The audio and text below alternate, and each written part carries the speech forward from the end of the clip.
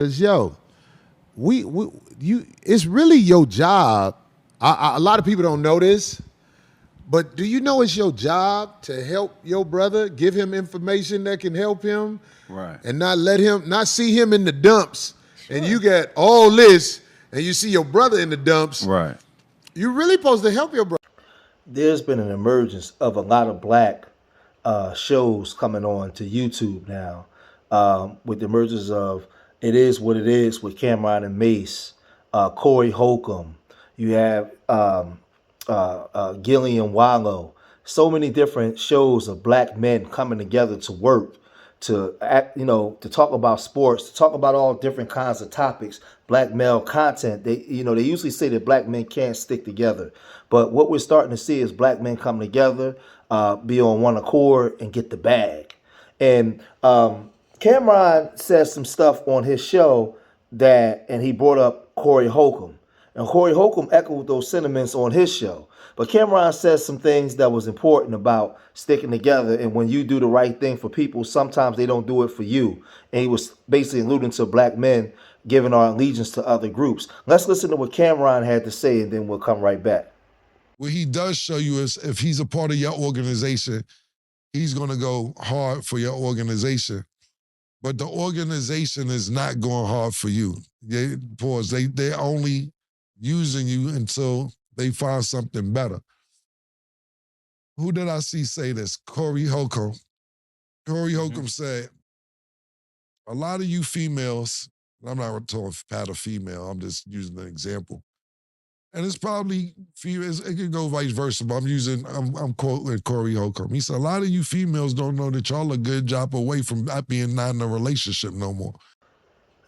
Now, after Cameron said what he said in playing that clip, I want to listen to the response that Corey Holcomb, you guys listen to the response that Corey Holcomb had to say, because it was very telling. And it's leading to some of the things that I've been saying on YouTube for the longest time. Check this out. It's called Damn, we forgot the name of the podcast. It is what it is. It Is What It Is. Shout out to the legends. Yeah. Right. It is what it is, that. man. Y'all salute, man. Big shout out to y'all, man. I when I saw that, it reminded me of something that I said, I'm gonna make sure I talk about it this week on the show. You know what I'm saying? We just worked the Miami Improv this week.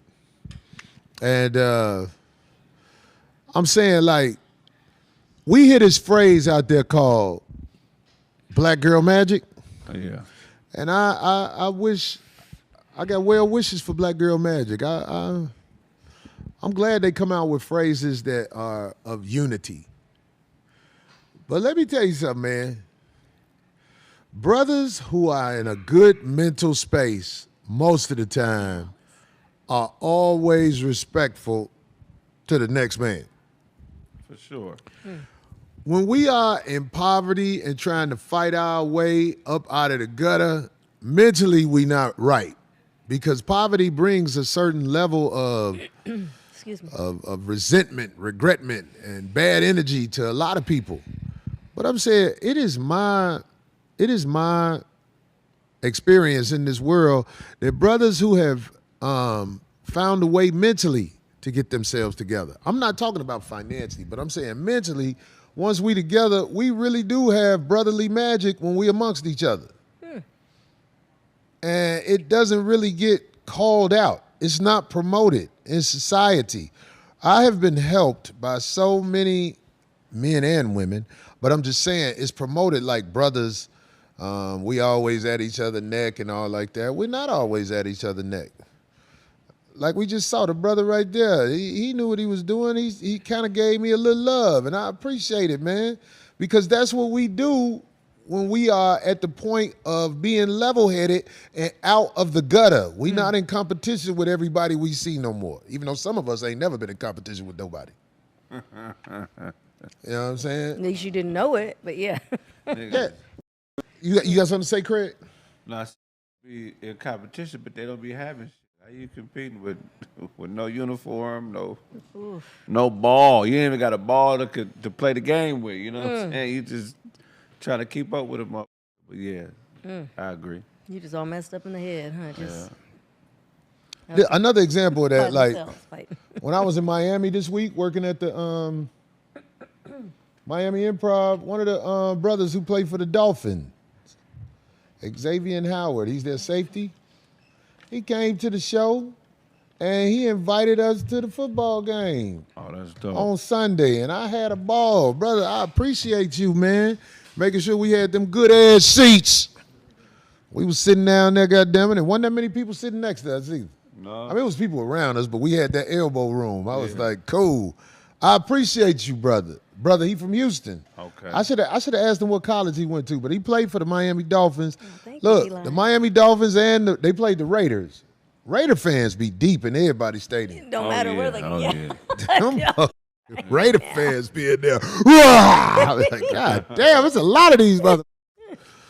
But I'm saying I give these examples of brotherly love, man, because we don't really get that in society, and we don't get credit for that in society. It's not taught at any of these institutions, brotherly love. I don't know about it. If it is, am I missing out? I don't know where they teach us about brotherly love, and it's a very important element in society. Brotherly love is not necessarily giving somebody something, but paying people homage and respect one way or another. Yeah. You know what I'm saying? We have to learn how to not be in competition with everybody all the time, man, because it's really your job.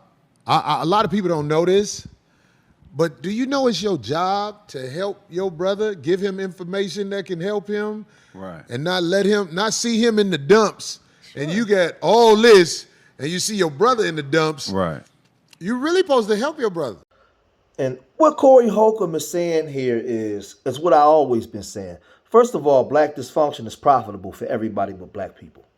But black men has to start wanting for his brother what he wants for himself.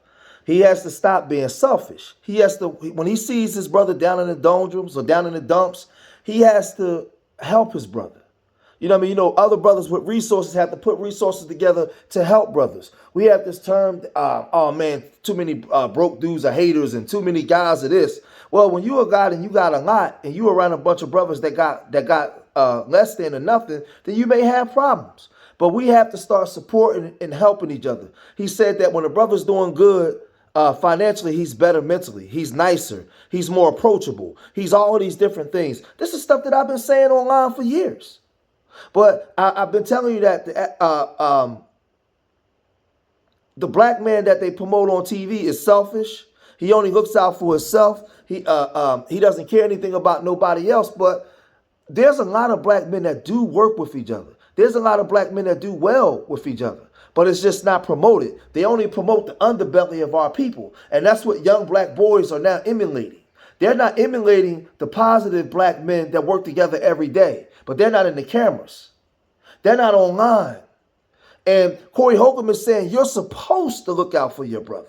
That's an obligation. And the reason why it's an obligation, because our ancestors before us is the reasons why we got all the rights that we have today. They didn't say, hey, I got mine, y'all should get y'all's. No, they was thinking futuristic. Our ancestors was thinking in the future.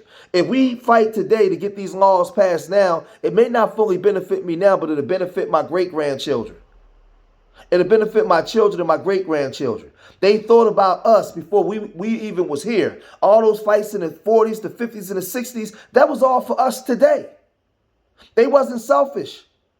So as black men, we can't be selfish towards our brother. We got to help our brothers. And this is what you're starting to see now with the nightcap, with Ocho and Shannon Sharp, and so many other brothers are coming together to work together in unity. The Pivot, you got so many shows with black men, and now we got to do it on a smaller levels. We got to start looking out for each other, man. Because when you start wanting for your brother what you want for yourself, the whole community becomes protected. You don't have to have a conversation about protecting women and children. Because if you love your brother and you want for your brother what you want for yourself, all the women that's connected to him will automatically be protected. Because you have a love for your brothers. We have a brotherhood. And we protect what's ours. So I'm gonna cut this short here. Leave your comments in the comment section. Make sure y'all subscribe to Street Media TV. You know, and hit that like button. Peace.